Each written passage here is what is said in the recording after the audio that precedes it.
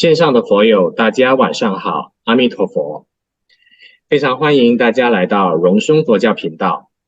在节目开始前，请大家不要忘记为我们点赞、分享，谢谢大家。今天我们非常的荣幸邀请到两位嘉宾来到我们的节目当中。我是小马，是今天的主持人。我们的第一位嘉宾是来自澳洲的泽仁扎西堪布，欢迎您堪布。泽仁扎西堪布在1976年出生于西藏的扎举卡，16岁起，堪布开始学习五部大论，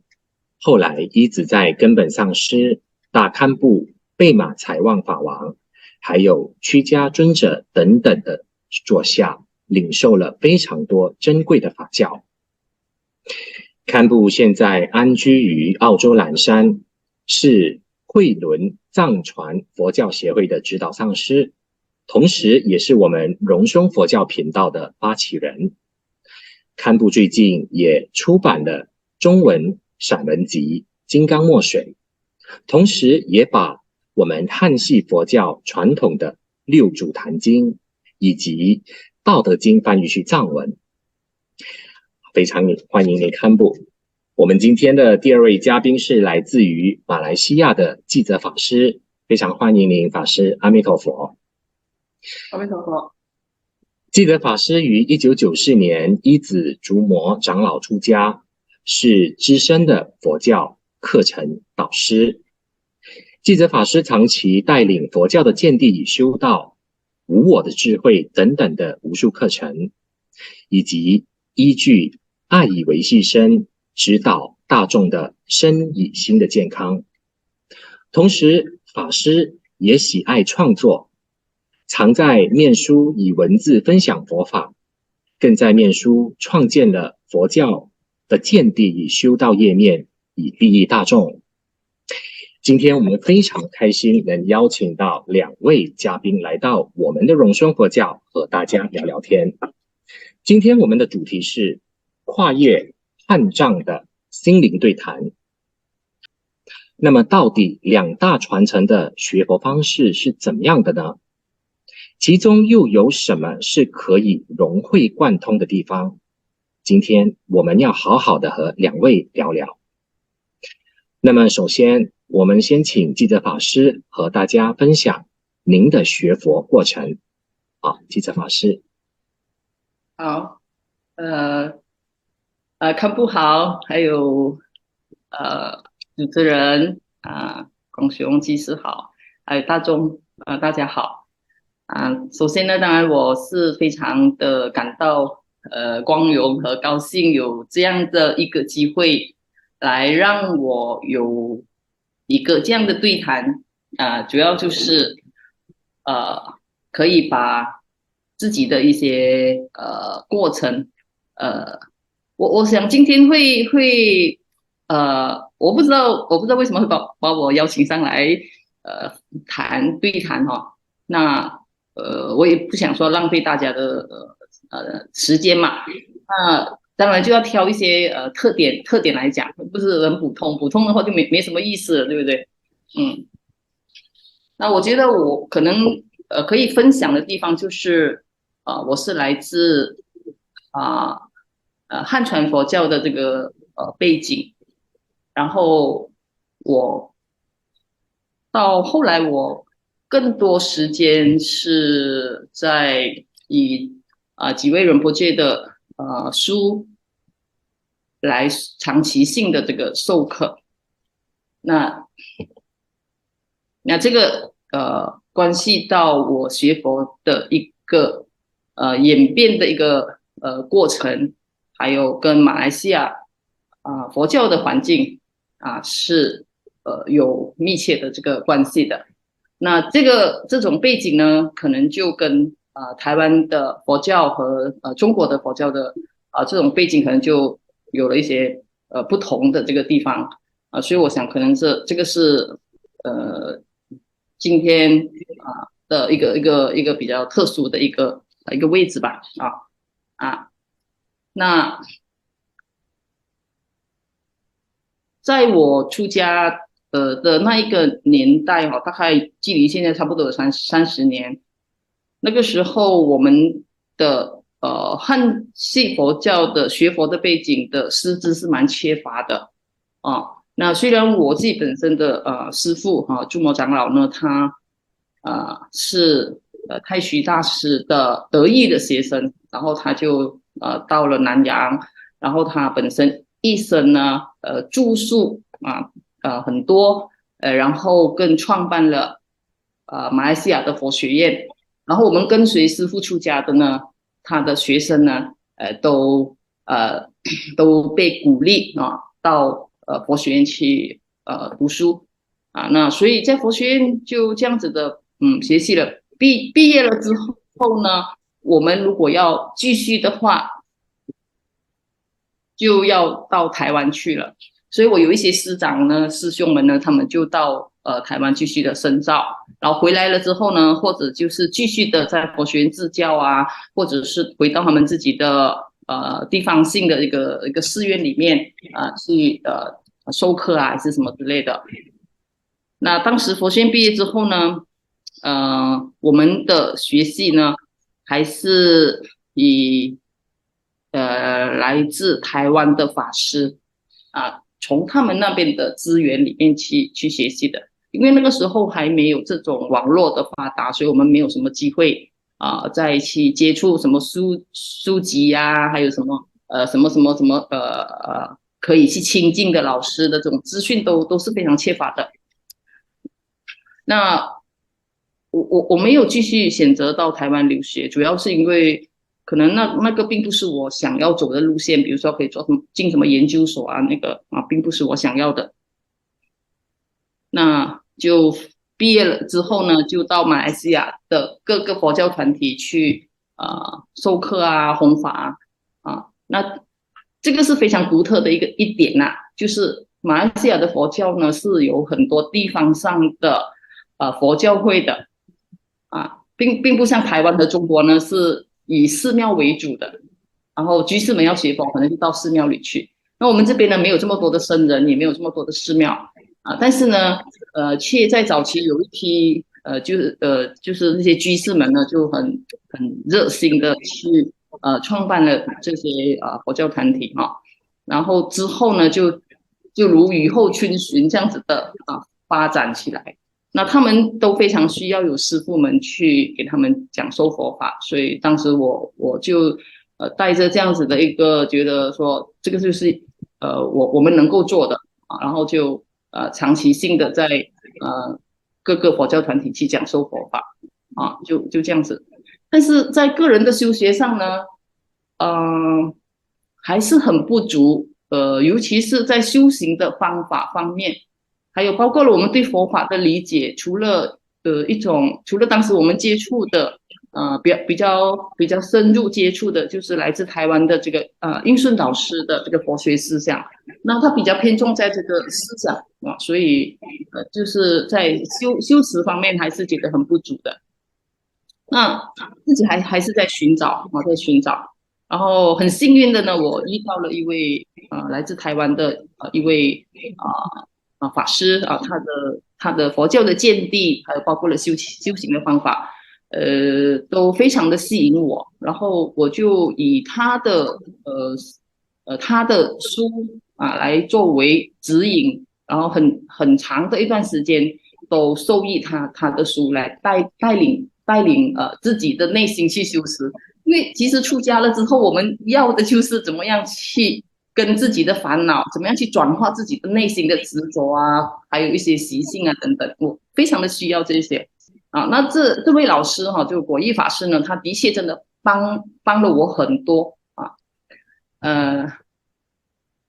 然后后来就有机会接触到藏传佛教的书籍的时候，我觉得正是时候，因为我正在探索新的老师的教授的时候呢，我就遇到了几位仁波切的他们的书，所以就这样子的一接触了之后呢，我就被吸引了之后呢就一直陆续的一直学到现在然后真的是受益非常大我可以看到我在得到这些老师的指导之后呢，在个人的内在的一种转化，一种转变就实际的去感受到佛法带给我们今生的这个转化的这个受益然后后来在授课方面也更有那种真诚的心真诚的心想要去以佛法来利益大家好，非常感谢师父跟我们分享这一段探索佛法的过程那么想请问堪布，我们都知道堪布您是来自于藏地，可是呢过后也有机会到台湾学习中文，也有机会接触汉传佛教。那么现在堪布在澳洲同时也有跟各大不同的传承的法师们交流合作举办一些佛教活动。那么我想请问堪布，在您的眼里，藏传佛教和汉传佛教有什么相同的地方吗？能不能请堪布和我们大家一起来分享？好的。其实我也今天也非常荣幸能够吉泽法师能邀请到我们的平台，然后就跟我们分享法师的这个修行这个文思修的这个心路历程的这个点点滴滴。因为在藏地经常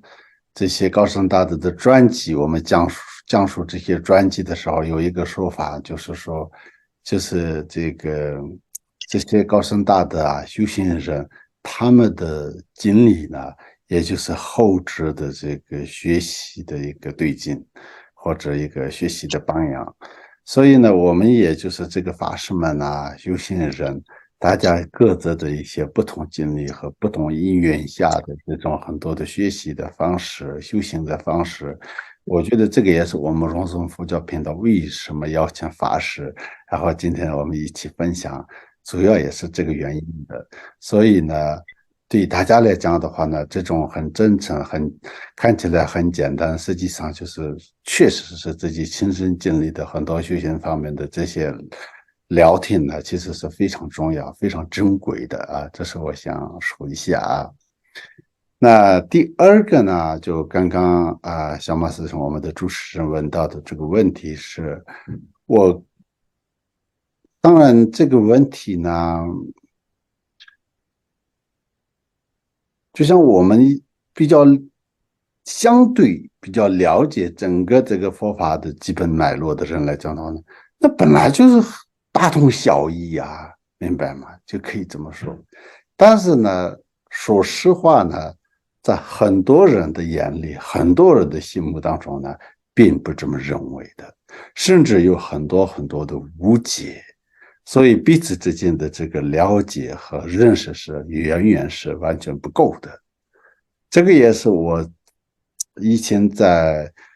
就是藏地的时候也接触到一些汉地的一些汉传佛教体系的一些出家人一般人或者一般的华人，其他还有到了这个台湾的时候，更多的这些本地的这个汉传佛教和藏传佛教之间，或一般的信众或者一般的普通人，他们对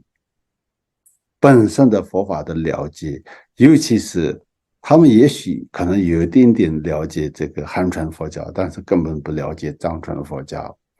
然后他们甚至呢觉得藏传佛教和汉传佛教有很大的一个不一样。但是在我的眼里，以我的理解去说的话呢，其实这是一个大同小异。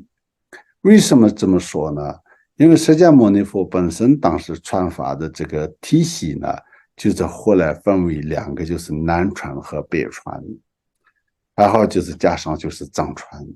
所以呢，这个南传呢，就是主要上座部等等的这个在斯里兰卡还有这个泰国等等的那个地方的。那北传的话呢，就是以前唐代更早的时候就开始传入中国，然后再传到各个地方的这些大乘的这个体系。那藏传呢，就是相对比较后期的，最主要是7世纪，尤其是第8和9世纪的时候，莲花生大师就是那个时候开始，就是传入到西藏，再传到不丹蒙古汉地等等的。现在的话呢，就是也有这个全球各地都有这个一定的这个藏传佛教的追随者。但是这些基本的很多的这个渐修性的这个过程来讲的话，那个程度来讲的话是一致的。尤其是大家我今天就是比较简单的用一个例子来说的话，比如说我们在佛学院里面要完成一个堪布或葛系的一个学位的话，应该要10到20年的一个学习。那个学习的过程当中，最主要都是要学五部大论，先学完五部大论，再学习密法。佛学院的课程主要是这样的，当然不是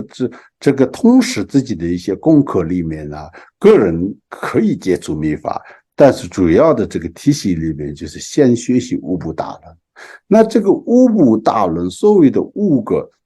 其实统统都是显宗，不是密宗。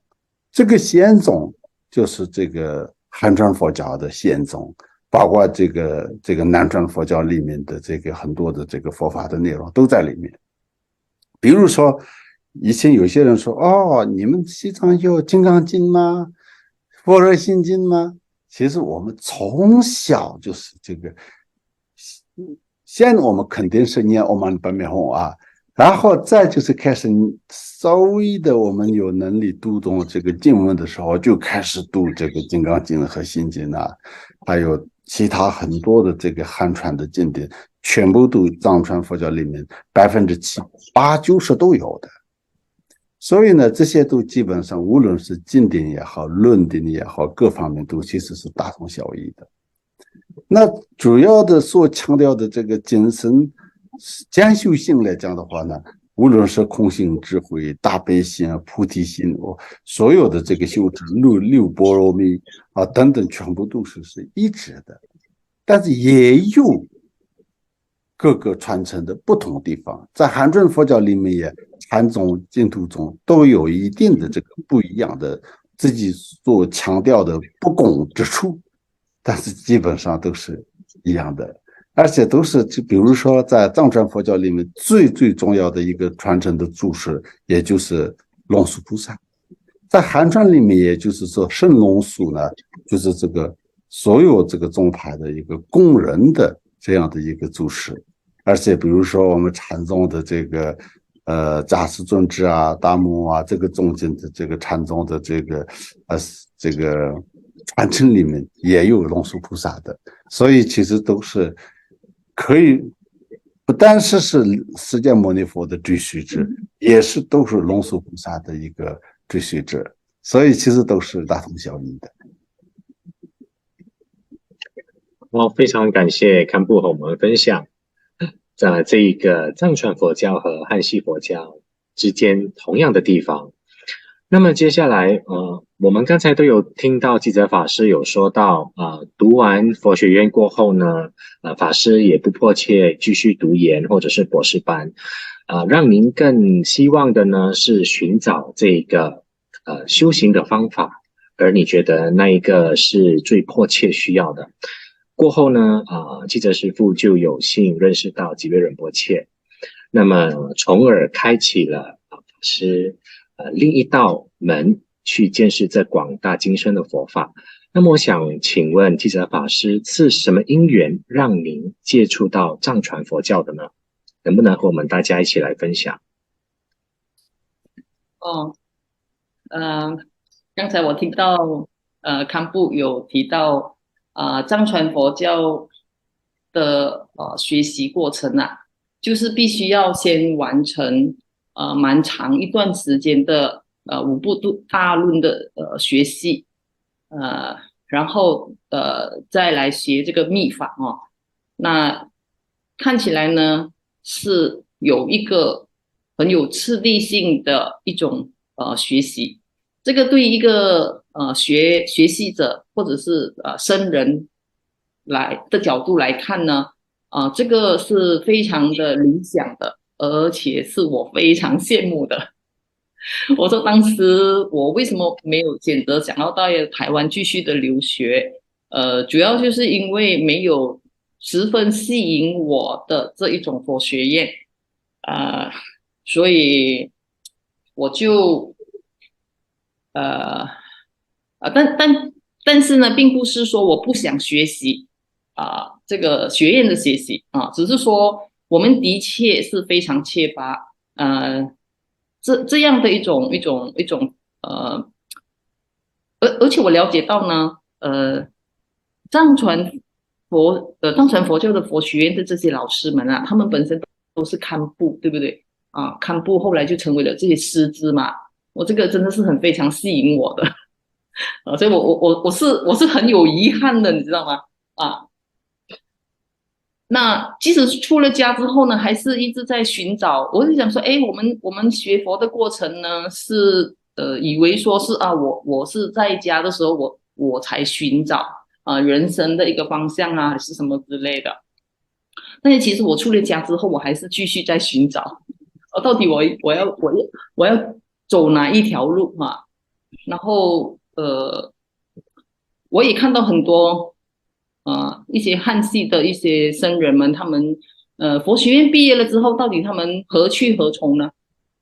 难道就停止学习了吗？有些停止学习的话，他们可能就是在寺院。那在寺院做什么呢？有能力教书的就教书，没能力教书的就在寺院就这样过一辈子了嘛？那这个真的是他们要的吗？或者是说有一些就后来又离开了寺院，然后怎么样以另外一种方式来维持自己的生活等等之类的，所以还是在寻找着。我觉得这个寻找对我而言是非常重要的，因为如果缺乏了这个寻找的话呢，我相信我今天的我不是现在的我，我不知道我是一个怎样的一个出家人过着什么样的生活，我就不知道了。那在这样的寻找的过程中呢，我比较知道自己要的是什么东西，然后哪一类的老师会吸引我啊。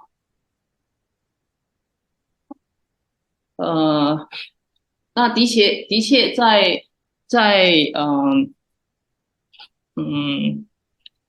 我接触到台湾的这位果毅法师他本身的佛教的见地是非常独特的然后他也不是一个纯学者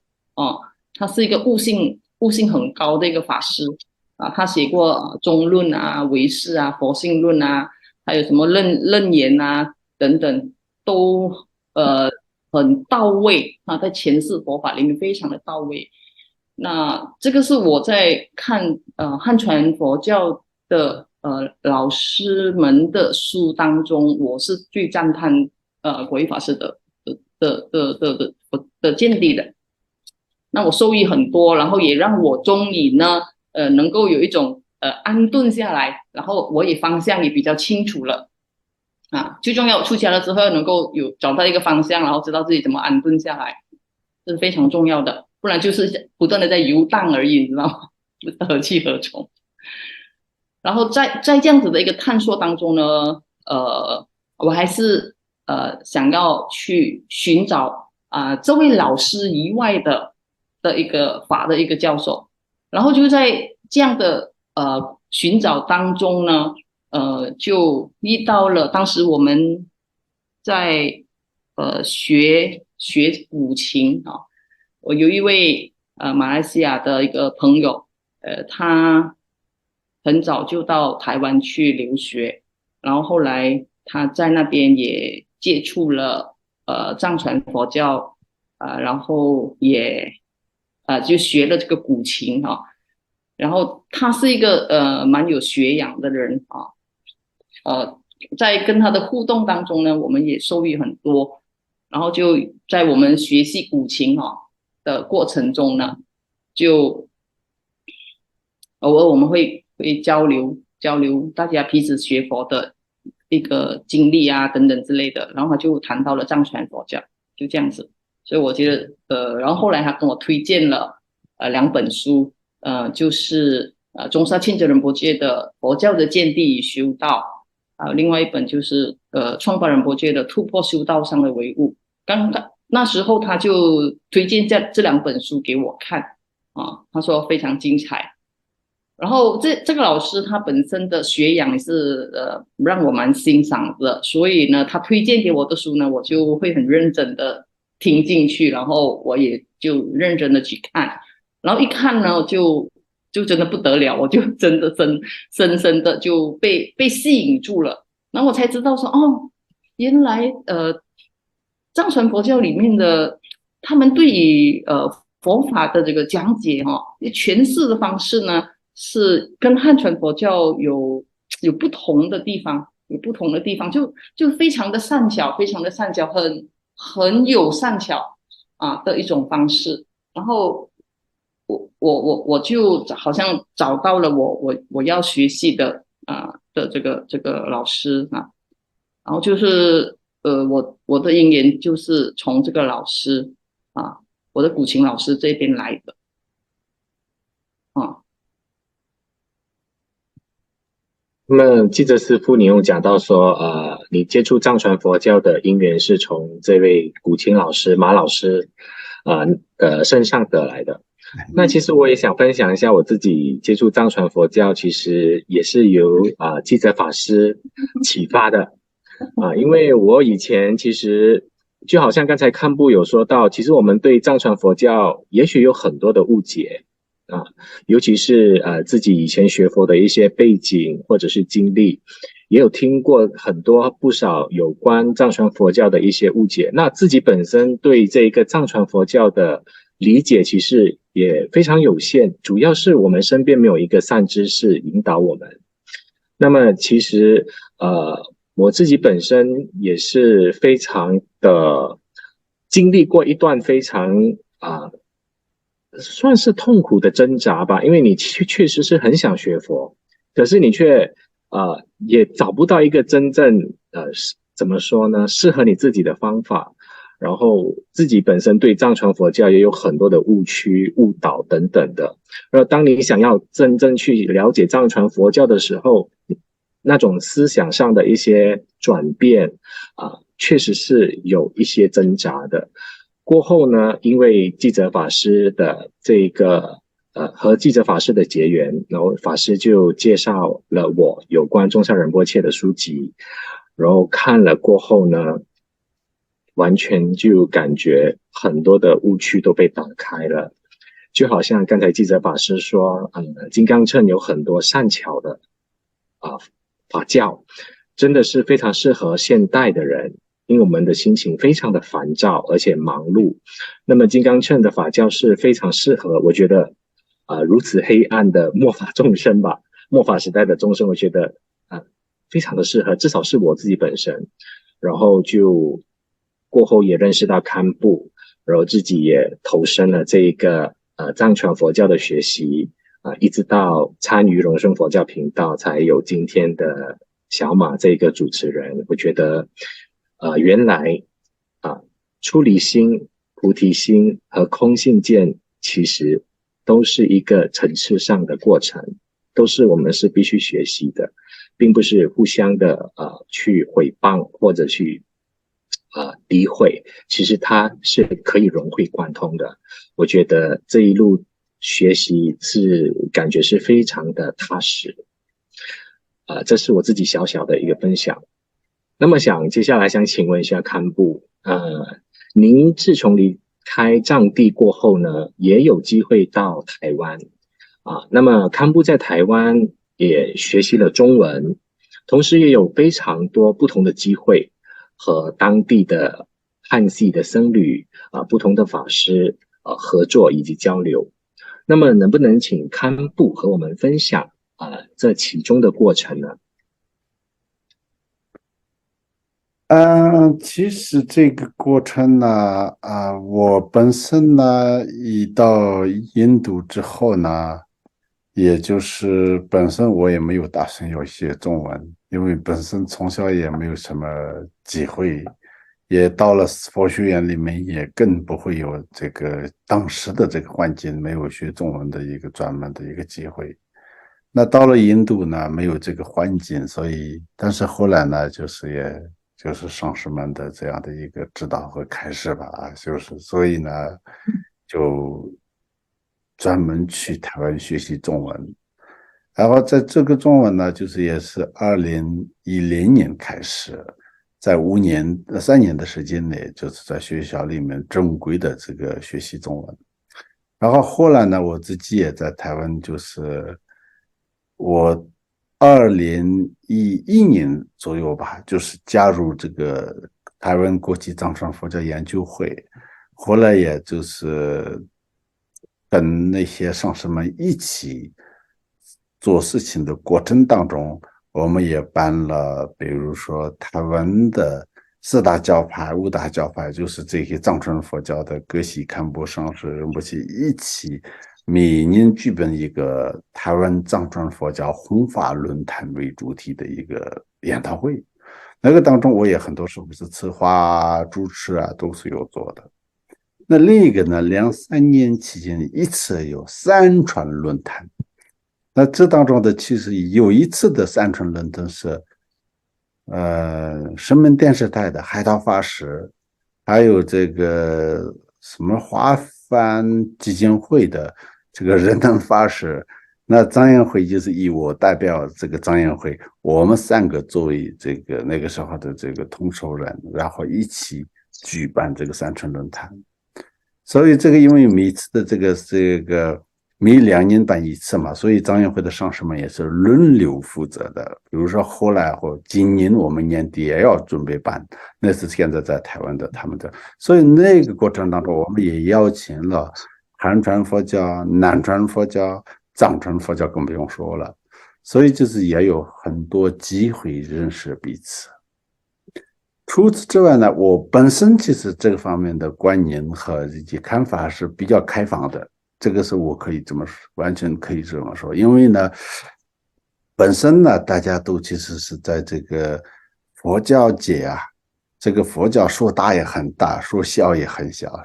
佛教的圈子，有时候我们可能信徒数起来有几亿个人口信佛，实际上我们可以这么说，但是到哪里都是这个圈子是不是那么大？就在悉尼，我们经常有这个学佛的人，大概哪一个场合都很多个熟悉的人、熟悉的面孔都在。那个上师的法会也看得到，这个上师的还有另外一个法师都看得到，就是这样的。所以呢，其实大家都是应该为佛法努力的话呢，彼此认识，一起做事情，这个是特别重要的。所以当时我们藏研会本身呢，也就是为什么要这个办这些活动呢？就是首先要让大家彼此认识，认识了之后呢，就是慢慢的就是彼此或者就是一个认可。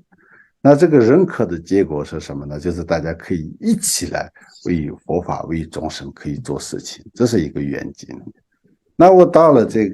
到了这个悉尼等等的时候，也是继续跟这些很多的这些交流。在台湾在马来西亚我也有一些认识的法师一般的，当时我来过嘛，几年前就是来过这样，但是交流不是那么深，真正的法师一起对谈，就是应该是今天也是第一次但是也这个东西其实应该我们就是要，因为现在有一个网际网络这样的一个平台，我们能够一起这样来这个交流和聊天，非常重要的。有时候我们不但是出家或者法师或者什么的一个身份，而且年轻人之间能够，虽然我不是年轻人，但是我也非常想跟你这些年轻人，尤其是对佛法比较有一点点这个学习的这种学识基础的，比如说这次我去美国看到就是上个星期我们播出的，就是那个有一个师兄，他是学习他在研究这个荣增班智达的一些著作，但他很低调，本身他不愿意跟我一起这个谈这些内容，他觉得我现在正在研究没有什么谈的我也谈不了。我说你根本不需要谈什么太多的这种复杂的概念，只是你自己的这些学佛的过程认识这个荣森班智达的著作的过程，然后研究佛法等等的这些你自己的一些现在目前在做什么、学什么、得到什么，自己的人生当中有什么得到什么意义等等这些，我就是一直很主动的跟他说，哦，就是可不可以我们一起谈一谈。结果他也这个就是这样，所以这些都是我本身呢非常乐意跟大家一起就是交流啊，这个就是也是为什么我认识比较多一点的一些朋友的原因吧。那么堪布刚才有说到，在台湾有办过这个三大传承的讲座，这是非常棒的事情。其实，在澳洲，堪布也常常和布尔法师一起联办一些很好的佛教活动，例如佛诞节或是一些讲座等等的。我想请问堪布，为什么您会特别主动和这些不同传承的佛教法师保持联系呢？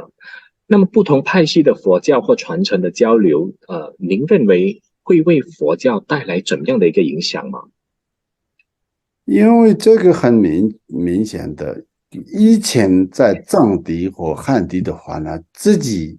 一辈子可能在某一个地方，在一些自己的熟悉的环境里面，但是现在完全不一样了。所以呢，就是我们就是天天有机会接触这些各种各样的不同的人。同时呢，我们如果没有好好的彼此认识或彼此合作的话呢，那这个也就是其实是我们在同一个地方的那个佛教徒，所以呢，彼此之间应该要有一些基本的一个共识和一些共同的平台。所以其实呢，比如说在基督教啊，其他都有自己的这个圣诞节啊等等。可是呢，我们呢这个佛教界呢没有一个共同的一个一起同时这个举办这个佛诞节。虽然是现在有逐渐有形成一个大部分，包括联合国啊都有这个在办那个佛诞 Vesak， 但是南传、藏传、汉传的这个各个版的日子都不一样，日期都不一样，甚至月份也不一样，有时候，所以呢，这些都就是一种很分散的一个状态。所以呢，我这次不是这次，就是来到这里之后也是一样的。你刚刚说的一样的，我和博尔法师也非常熟悉，而且非常谈得来，叫这种非常投缘，其实是这样的。除了他呢，我也邀请过一些这边的一些韩国师傅啊，什么这个南传的一些泰国师傅啊，孟加拉国的啊，都我在每次这个自己能邀请到的就请。但是今年的话，我能邀请到的比较少一点。我能邀请到不丹的，当然他是藏传佛教我们自己的一个这个熟悉的这样的一个同一个上师的弟子，他也是一个大仁波切。但是这边呢，刚好那一天他们也在办很多佛诞嘛，所以呢，这种有时候这个时间上不一样，但是呢，一般来讲的话呢，我是很想彼此认识。这个带来的就是很简单，就是大家都是学佛，因为这个学佛的人都有这个合作的话呢，这个就能够形成一个力量。所以呢，这个就是其实大家一起团结的这个力量是非常非常重要的。当然，我个人一个人没有什么这个可以这个实现这些力量的一个能力，但是每个人的发愿，每个人至少先有一个共同的一个目标的话呢，就慢慢多少能起到一些作用了。好，非常学习堪布。那么我们都知道传播佛法有很多不同的方式。那么想请问记者法师，为什么一路以来法师都是坚持以讲课弘法为主，接引大众？能不能请师父为我们分享其中的因缘呢？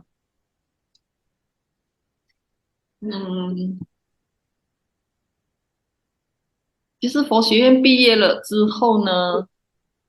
我们就有协助我们的老师就是我的佛教的启蒙老师继承法师他在马来西亚早期就是带动了很多的年轻人来学佛。他每年呢都有固定的一些课程，就邀请了台湾的一些法师过来这边的一个密集的课程。那个时候我们要学佛呢，就一年只等那一次的那个高级佛学研修班了就只有那个时候我们才有机会来听闻佛法。那这位老师呢，他秉持的一个精神呢，也就是弘法啊、写作啊，然后带动这个立场的禅修所以他提供了马来西亚的很多年轻的佛教徒们学佛的一个机会。那我们是他的学生，然后佛学院毕业了之后呢，就有在协助这位老师协助他的课程那老师也有委任我们去带动在大专的佛学会，或者是办这个全国教师佛学营，然后他就把这个任务就交给了我。这个是每一年一次的那为了要讲这样子的课呢，就自己的备课因为是密集的课程嘛，一个课程下来呢，就要讲了很多堂课，所以就这个是一个开始就以这样子的方式，一方面讲课，然后一方面自己在学习，然后其余的时间呢，就觉得在许多佛教团体呢，他们都非常需要师父们去讲课的然后觉得自己也有兴趣，在这方面也有一点擅长然后就开始。然后开始了之后呢，就变成是立场了，就差不多每一年都有到各个团体去讲课，然后就这样子的持续下来不过后来呢，我就发现到有一个问题呢，就是我们巡回在不同的佛教团体讲课，通常就是待一个晚上或者2个晚上每一次都是这样子的话呢，那大家对佛法的认识呢，就只能够是很表面的，因为你的时间很短，比如说你讲一个业力你的有限的时间就只能够浅显的来理解。那这样子没有办法很完整的或者深入的去建立这个佛教的见地的话呢，那这样子在他们个人的修学上呢的帮助就也有限的。然后后来我就改变了一个方式就不再这样子去巡回弘法了，而是选择了几个团体然后以这个根据一本书来讲授然后到那个时候呢，是我就有讲过果毅法师的书然后也有到后来我发现到中山仁波切的这一本佛教的见地与修道因为这本书里面呢，它就有很清楚的有一个什么是佛教的见地，然后见地只是一个部分，然后修道又是一个部分。那这样子的话呢，就是我们佛教徒要学佛的话呢，就是要有一个正确的一个佛教的见地和关于修道的见地嘛。所以我觉得这一本书对于很多人来说真的都是非常适合的非常的适合。所以我觉得就推荐了大家来上这个课然后一开始了之后呢就在几个团体都在讲这一本书所以我陆陆续续这样子的，后来我就计算了一下差不多有在7个地方讲这一本书那有一些呢就耗时很长，10年才讲完一本书因为每一年只去那2-3次啊这样子啊。然后有一些地方上课的比较密集的啊，像马六甲就广雄他们那边呢，差不多2年半这样子就上完了啊。然后就变成了自己的一个出家生涯的一个任务啊，一个责任啊，一个工作啊之类的，就停不下来了啊，就这样。所以应该是跟老师也有关系哈，跟我们以前的那个老师也有关系，还有个人自己也非常适合，觉得非常适合，然后也觉得有这样子的一个需要。然后我个人是非常的感谢我出生在马来西亚，我是马来西亚的出家人因为呢，相比台湾跟大陆的环境呢，我们有了更多的这种空间去授课的空间。因为我相信呢，在大陆的一些出家人，尤其是比丘尼，我不知道他们有没有这样的机会我相信相对真的是很少。然后在台湾的话呢，优秀的出家人也都很多就不是每一个人都有这样子的一个机会去授课的。但是在马来西亚呢，我们却非常的缺乏这些师傅们去讲课的所以我想到现在在马来西亚这种时常长期性的在讲课的，我可以数得出来，好像就不是非常多所以站在我个人的学习的角度来讲呢，我觉得我是非常幸运的有这样子的一个环境所以这个也有外在的一个环境的一个提供的这种因缘来促成我继续的一直都以这种方式来作为能够为众生为佛教做的一些事情刚才我再补充，然后就有了这个网络的平台之后呢我们就开始就有做了一点能够做的，像比如说我们在脸书我们就跟广雄他们他们也给我一些推动力啦等等，他们愿意去协助等等之类的，所以我们就开始了在这个脸书我们就创建了一个页面嘛，然后这个页面呢就是说我们摘录就每一天都摘录一些佛教的这个文字放上去然后我们已经开始了，不知道有没有5-6年都有了这个时间长期性这样子的一直在贴这个佛教的这个文字这样子的以生活中日常的似有似无的，就让他们去建立一点佛教的一个认知我觉得非常平常的一种方式这些不要小看它是这样子的平常，但是有时候平常反而是不知不觉的我们就影响了好多人的一种思维等等这样子。然后后来又有了这个 Zoom 的平台出现然后我们也就透过了在疫情的时间，我们就开始可以透过这个 Zoom 的平台了办了这个一些讲课那我个人呢有认识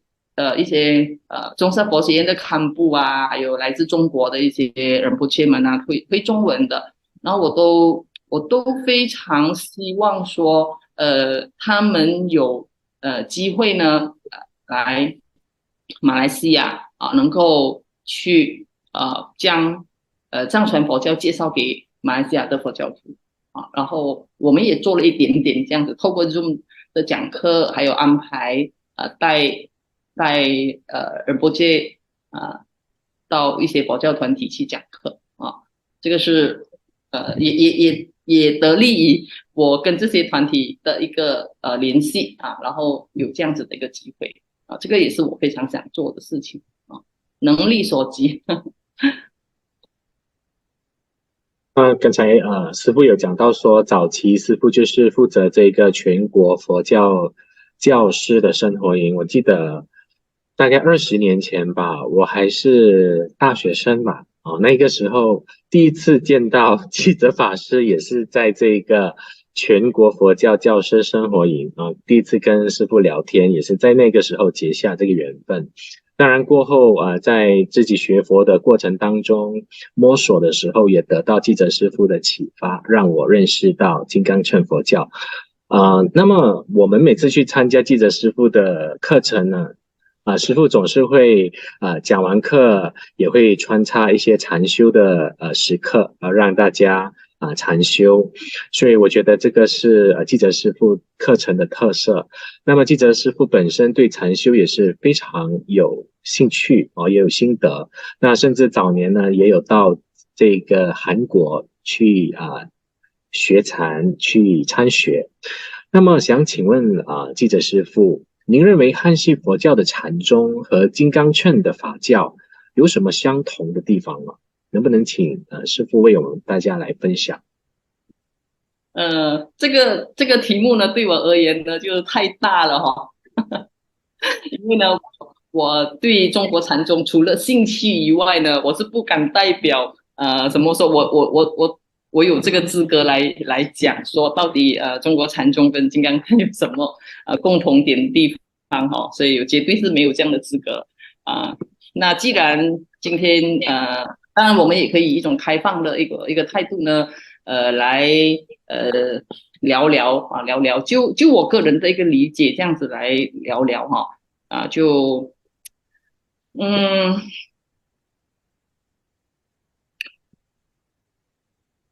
中国禅宗它吸引我的地方呢，就是它是直指人心嘛，你知道吗？直指人心，然后就是让我们呢，在学佛的这个核心就是要自在解脱 ，OK？ 那困住我们的也是我们自己嘛，对不对？OK？ 那谁能够帮我们解脱呢？只有开悟的老师可以帮我们解脱。那这些开悟的老师他们是怎么解脱的呢？他们就是见到佛性了，他们就体验到佛性了，所以他们的烦恼就脱落了，这个就是自在解脱了。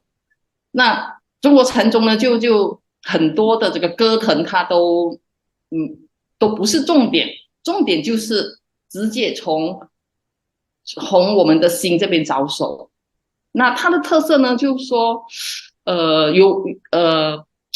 怎么样呢？就是跟移情移情就是说你内心就是禅师他抛了一个话头给你，这个话头里呢是你不会产生这个思维的比如说父母未生前的本来面目是谁你不会去出现那种逻辑的思维，然后你会产生一大堆的理论出来。他给你的这个话头里是没办法让你去思维的，所以你只能够问，你不断的问